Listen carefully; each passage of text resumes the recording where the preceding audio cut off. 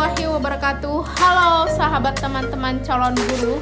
Berjumpa lagi bersama saya Tri Andini, mahasiswi Universitas Riau, Fakultas Keguruan dan Ilmu Pendidikan Program Studi Sejarah. Pada kesempatan video kali ini, saya akan memberikan penjelasan kepada teman-teman semua terkait dengan materi kondisi Indonesia di zaman kolonialisme. Di mana zaman kolonialisme ini adalah zaman di mana Indonesia dijajah oleh bangsa asing.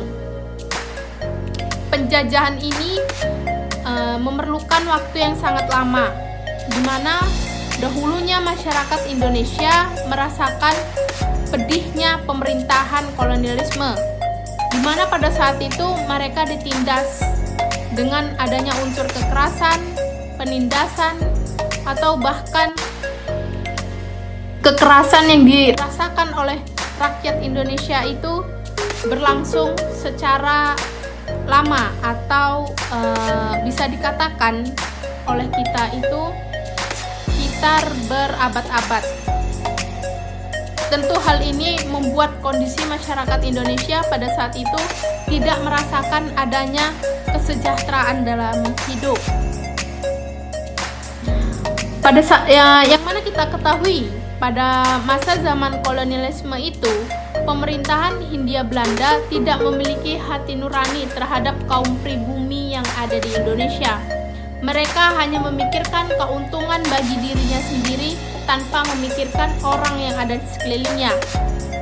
Hal ini membuat para pejuang atau para tokoh-tokoh di Indonesia untuk melakukan pemberontakan terhadap pemerintahan Hindia Belanda. Untuk video yang lebih jelasnya terkait tentang materi ini, yang mana nantinya materi ini akan saya jelaskan pada video yang satu ini. Kehidupan masyarakat Indonesia di masa kolonialisme sangatlah memprihatinkan, di mana pada masa ini seluruh rakyat Indonesia berada dalam kondisi di bawah pemerintahan koloni. Keadaan ini tentu membuat masyarakat semakin menderita. Penderitaan yang mereka rasakan tidak dalam waktu yang singkat, melainkan penderitaan yang mereka rasakan memakan waktu yang sangat lama, bahkan berabad-abad tahun lamanya.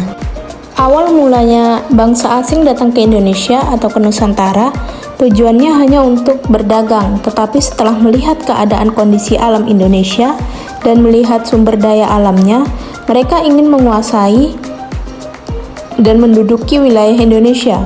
Tentu hal ini membuat para kaum pribumi semakin bergejolak dan ingin mengusir para koloni dari wilayah Indonesia. Lalu, apa yang melatar belakangi mereka datang ke Indonesia? Hal yang pertama yang melatar belakangi bangsa asing masuk ke Indonesia, yang pertama yaitu perkembangan ilmu pengetahuan dan teknologi. Pada masa Renaissance, ilmu pengetahuan dan teknologi berkembang pesat, di mana dalam halnya terdapat adanya teori heliocentris yang dikemukakan oleh Copernicus, yang mana teori ini mengatakan bahwa bumi dan planet-planetnya itu mengelilingi matahari. Dan teori ini juga mengemukakan bahwa bumi itu berbentuk bulat dan bukan datar. Faktor yang kedua yaitu adanya revolusi industri. Pada masa ini terdapatnya penemuan mesin uap, yang mana mesin uap ini terdapat di kapal yang memudahkan bangsa Eropa untuk menjelajahi dunia. Faktor yang ketiga yaitu Konstantinopel jatuh di tangan Turki Utsmani, yang dimana Konstantinopel ini jatuh di tangan Turki Utsmani terjadi pada tahun 1453, yang mana dalam halnya Kekaisaran Turki Utsmani berhasil merebut kekuasaan Konstantinopel. Yang keempat yaitu adanya motivasi dari 3G, yaitu Gold, Glory, and Gospel. Lantas, bangsa apa saja sih yang pernah menjajah wilayah Indonesia? Yang pertama yaitu Portugis, Spanyol, Inggris, dan Belanda.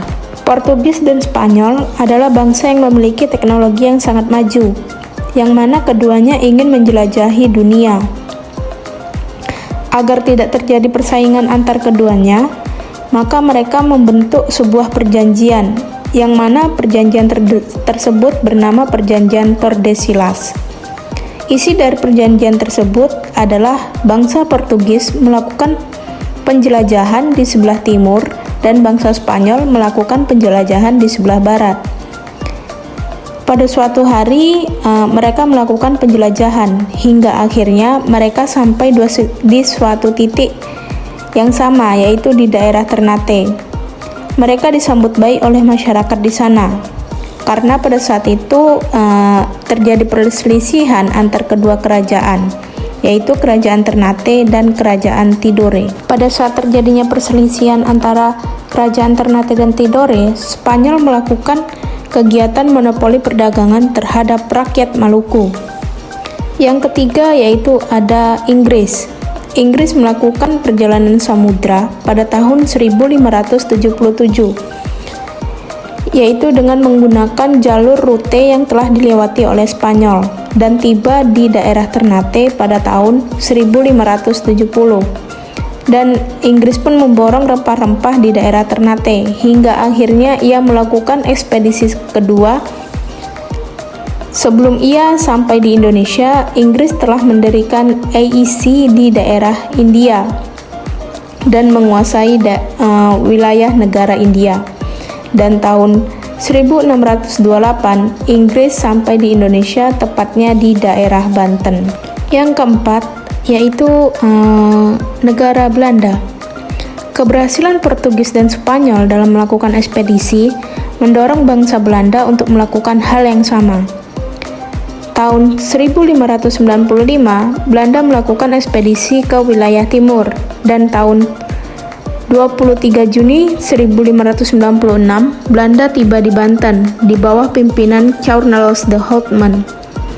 Karena pada saat itu Belanda bersifat kasar terhadap masyarakat pesisir Banten, maka Belanda diusir, dan tahun 1598 Belanda kembali datang ke Banten dan kedatangannya diterima oleh masyarakat Banten. Hingga akhirnya Belanda berhasil menguasai perdagangan dan mendirikan sebuah kongsi dagang yang besar bernama VOC. Karena VOC ini berkembang dengan pesat, maka Belanda menyerang benteng pertahanan yang telah dibangun oleh Portugis di Maluku. Dan tahun 1605, kemenangan Belanda atas Portugis inilah yang menjadi jalan pemerintah kolonialisme di Indonesia selama 3,5 abad. Dan pada masa ini pula, rakyat Indonesia merasakan penderitaan yang sangat amat perih, di mana kebijakan yang dikeluarkan oleh pemerintah kolonial pada saat itu merugikan rakyat Indonesia karena kegiatan monopoli yang mereka lakukan.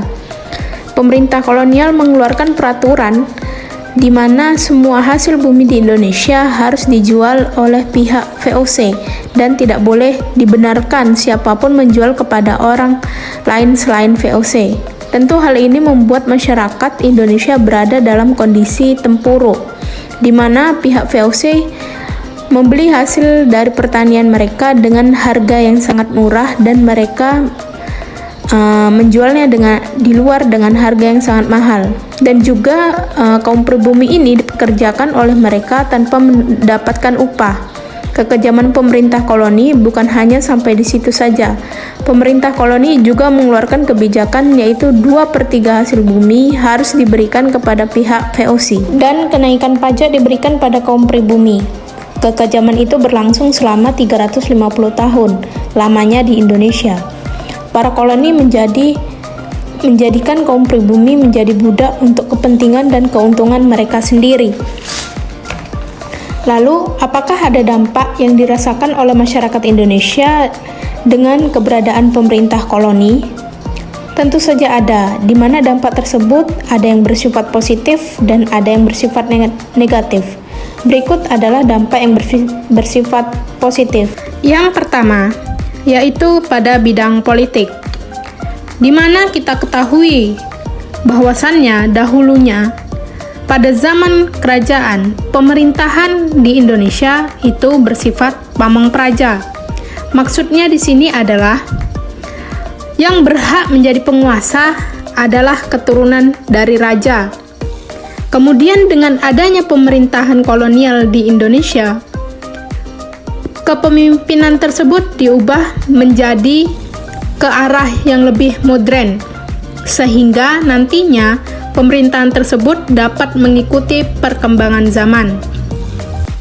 Yang kedua ialah bidang ekonomi, di mana pada masa kolonial dahulu, pemerintah Belanda membangun rel kereta api dan jalan raya. Tujuannya adalah agar mempermudah mereka mengangkut pasokan bahan dari daerah Indonesia. Mereka juga membangun waduk dan irigasi. Nah, dari sinilah kita mengenal yang namanya pembangunan infrastruktur. Yang ketiga yaitu bidang sosial budaya, di mana pada masa pemerintahan kolonial dahulu itu mereka membawa dampak positif bagi Indonesia, yaitu di mana mereka memperkenalkan bahasa kepada para kaum pribumi, sehingga para kaum pribumi menambah wawasan mereka tentang bahasa yang diperkenankan oleh pemerintah kolonial tersebut. Dan yang keempat yaitu di bidang pendidikan, di mana dahulunya pemerintah kolonial berhasil menciptakan manusia di daerah Indonesia menjadi seseorang yang terdidik, terampil, dan bekerja di bidang keterampilannya walaupun dihargai dengan upah yang murah. Tetapi hal tersebut juga menjadi hal positif bagi Indonesia, karena mereka diberi ilmu pengetahuan yang diperoleh dari bangsa kolonial tersebut. Nah, itu tadi terkait penjelasan tentang kondisi masyarakat Indonesia di masa kolonial. Mudah-mudahan penjelasan ini dapat memberikan pengetahuan serta wawasan bagi teman-teman semua. Semoga video ini bermanfaat. Saya pamit undur diri. Wassalamualaikum warahmatullahi wabarakatuh.